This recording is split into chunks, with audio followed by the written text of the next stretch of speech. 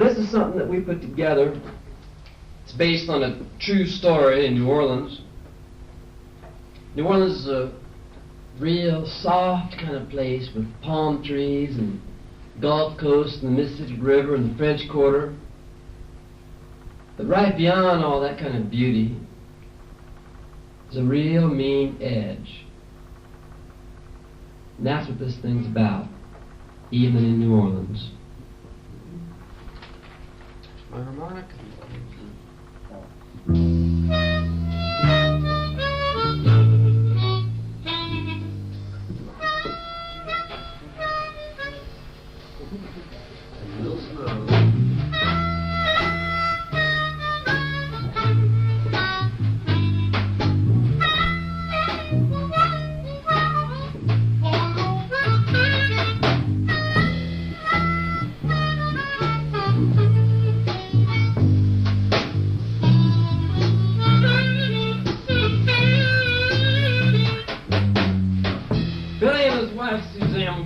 Crawfish. They lacked beer and groceries for the weekend. Billy said he'd bust a check in at the corner bank, be back home as soon as he could. Walked through the shotgun house, climbed into his pink 62-bit special with the busted wipers. He hadn't been in New Orleans long, but he was mostly happy with all the was. Billy got to the bank, walked to the after-hours cash machine. Two-way cool dude, slow and midnight, stood in the shade and watched as Billy pressed his buttons. Smiled wide as they could and said to Billy, "Hey, bro, we need an education in automatic cash. We got to take a ride." The bank was at a bus stop. Billy tried fading into the crowd, but the small dude Slimmo said, "You keep moving, bitch. We're gonna shoot them people coming on the bus like they were wild dogs." Billy stopped where he was, saying, "Let me slide the machine. I'll get you the cash that I can."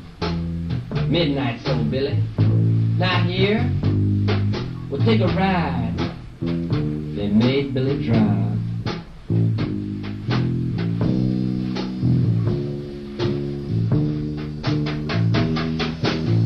A couple hours went by.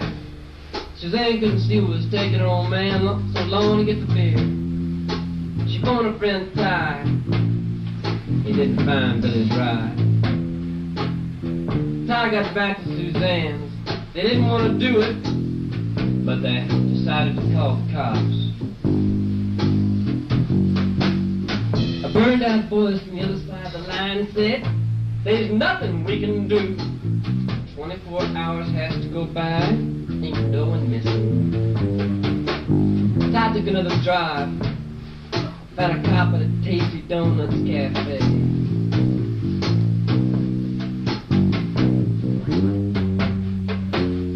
Hesitating, Ty talked to the man, but the cop replied, "It's Friday night. No man wants to be home with his wife. He's out drinking, some friends. It ain't nothing but the weekend."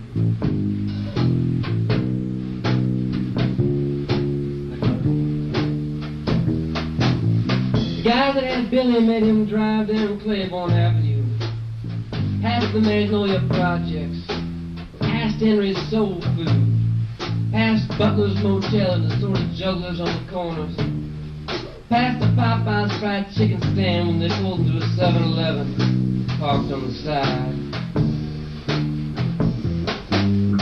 Billy's brain was on overdrive. He heard this kid dreaming. He wondered if Suzanne needed smokes. Slimmo got out the car and backhanded Billy's face on the side, saying, "Wake up, give me what you got." You know the scene. You open your mouth, you die. Keep going. Billy slid him some chump change in a $20 bill. Midnight in the back saw Billy was uptight, said, "Be cool, man. It's Friday night. This ain't nothing but a good time."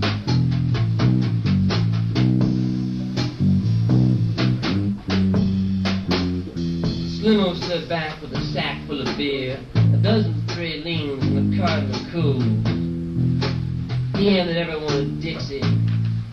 It made Billy dry.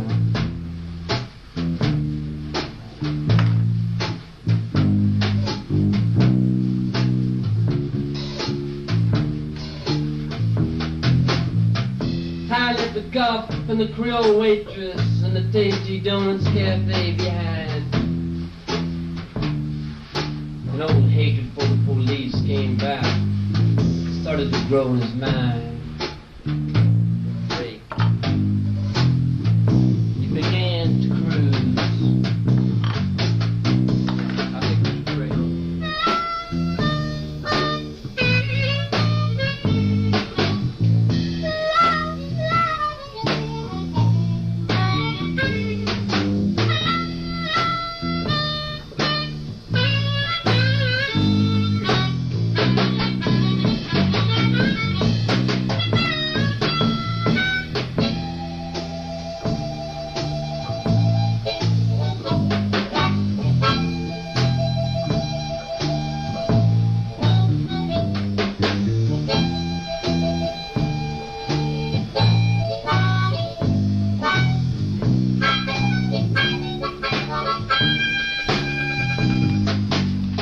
Billy tried telling Slimmo how to use his cash card.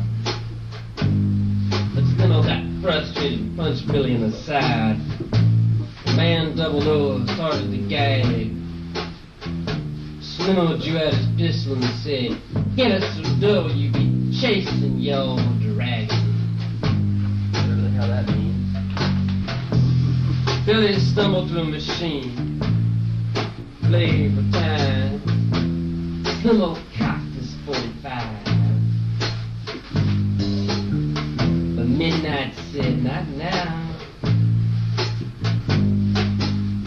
It made Billy drive.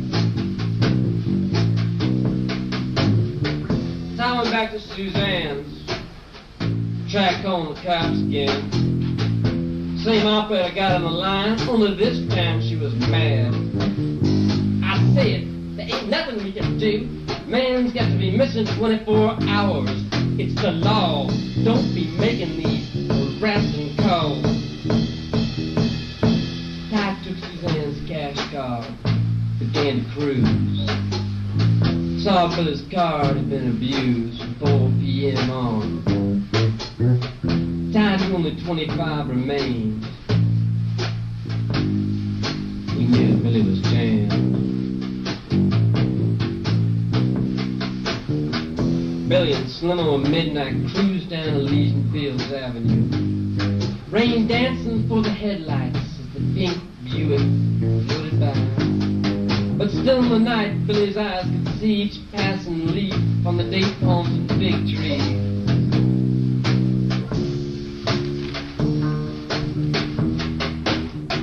They made a couple of turns past Creole cottages and burned out shacks. They drifted into the Ninth Ward.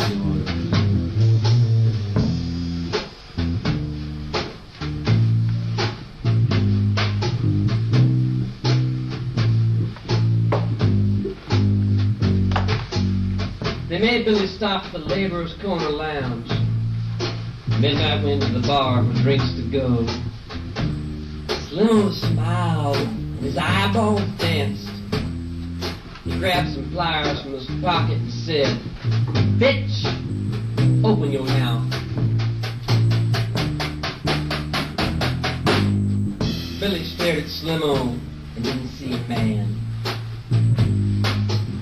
He heard a gurgling sound from inside Slimmo's throat that sounded like shrimp boats on the coast. Slimmo took the flyers in one hand, 45 in the other, and said slowly again, "Bitch, open your mouth." Billy told himself he was already dead. Slimmo put the flies to Billy's mouth, picked out a couple of teeth. But midnight opened the door, Slimmo began to pull, said, "Not now. Man can't eat with no teeth." Midnight handed everyone poor boys and drinks. They made Billy drive.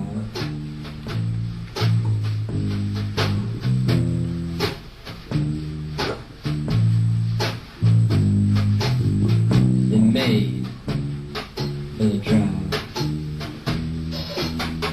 It was almost 5 a.m. when Pa got back to Suzanne's. He was laying on the couch, smoking the end of a gram of hash. Ty called a newspaper friend who gave him the number of a private eye, a detective in town. The man pulled himself to bed for this harassing call and raced to Suzanne's. Half an hour later, a cop from the corner from Orleans Parish came sauntering on up to the door. The cop demanded, "Why didn't y'all call us earlier? Billy been fagged, Billy been tagged, and Billy dead 3 hours past."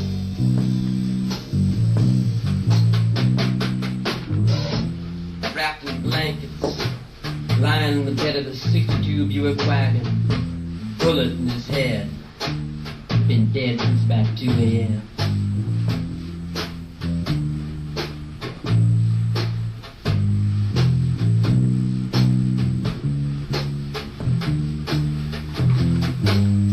Billy tried to get the guys to let his life slide, but they got to know each other too well. They eat and drank together. If they let Billy slide, they could see the gates of Angola closing behind.